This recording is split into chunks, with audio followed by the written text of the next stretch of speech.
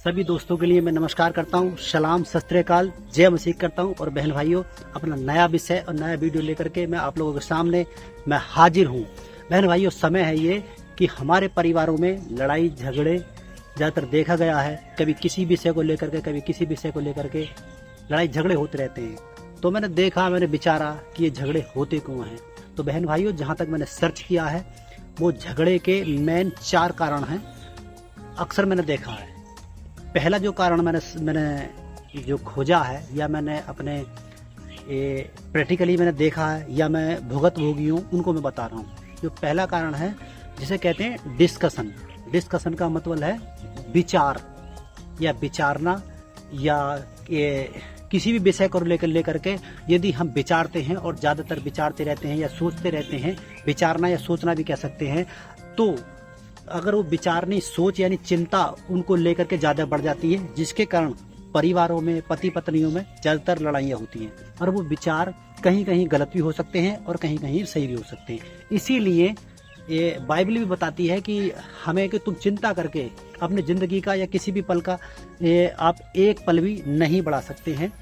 तो एक पॉइंट पहला ये है। और दूसरा मेरे बहन भाइयों, दूसरा जो पॉइंट ये है, किसी भी परिवार के अंदर या कोई सदस्य हैं या कोई यार दोस्त रिश्तेदार हैं, सही बात के लिए ना समझना, क्योंकि वो दोनों तरफ से ही लागू होती है। क्योंकि अगर एक बंदा सही तरह से कोई बात कहना चाह रहा है तो दूसरे के लिए किस तरह से समझना है। तो ये हम कह सकते हैं या तो कम बुद्धि वाली बात मान लो और या फिर ईगो मान लेना। ईगो का मतलब ये है कि एनिमी गॉड ऑफ एनिमी ओवे ऑफ गॉड, यानी ईश्वर की आज्ञाओं का दुश्मन। तो हम कह सकते हैं कि सही तरह से आज्ञाओं को ना मानना, अर्थात एक घमंड होना और उन बातों को ना मानना किसी भी बात के लिए।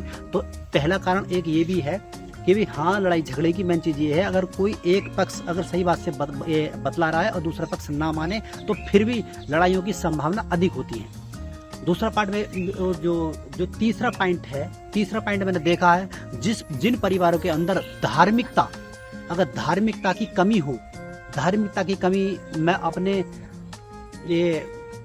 जो अपने अनुभव के आधार पर बता रहा हूँ। धार्मिकता की कमी जैसे कि ईश्वर से न डरने वाले हों, या एक ईश्वरीय आस्था में विश्वास न रखने वाले हों, यानी मैं कह सकता हूँ अधर्मिता हो उनके अंदर, अर्थात नशे करने वाले हों, सही बात का समर्थन ना करने वाले हों। ये एक प्रकार से एक गंदी मानसिकता हो कि जी हम तो हम ही हैं, जिसके अंदर ये वाली बात रहती है कि मैं तो मैं ही हूँ, बाकी हम तो हम ही हैं, हमारे सिवाय सब ये जो सब बेकार हैं, हम ही हम हैं।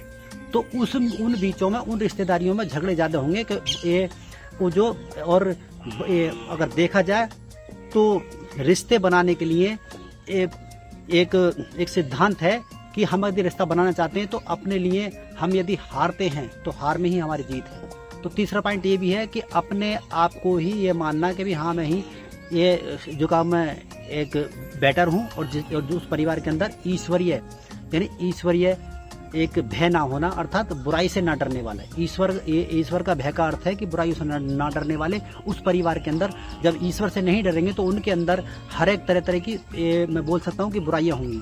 या तो किसी से नहीं डरेंगे, या फिर जैसे कि नशे की जो आदतें होंगी तो वो लोग हर तरह से परेशान करेंगे, या तो पत्नी को मान लो या किसी के लिए। तो एक कारण ये भी है। दूसरी बात बहन भाइयों, जो चौथा पॉइंट मैं बोलने जा रहा हूँ, चौथा पॉइंट ये है एक तरह का एक घमंड से भरा हुआ ना, अर्थात कोई भी पक्ष अगर घमंड से भरा हुआ है और वो सही तरह से नहीं समझ रहे हैं, इसमें कोई भी पक्ष हो सकता है, यानी इसको हम ये डिक्लेयर नहीं कर सकते कि कौन सा पक्ष राइट है, कौन सा पक्ष सही है। लेकिन मनुष्य अपने आप समझ जाता है कि ईगो मतलब है कि अपने आप को ही श्रेष्ठ मानना कि मैं श्रेष्ठ हूँ और ये दूसरा मेरे सामने कुछ भी नहीं है, अर्थात अपनी खामियों को ना स्वीकार करना। तो ये भी बहुत बड़ी बातें बन जाती हैं, जो कि मान के चलिए ये लड़ाई झगड़े की, कि दूसरे से कंप्रोमाइज किसी बात का ना करना और अपने को अगर सच से मानते हैं तो लड़ाई या झगड़े की संभावना उन परिवारों में ज्यादा बन जाती है।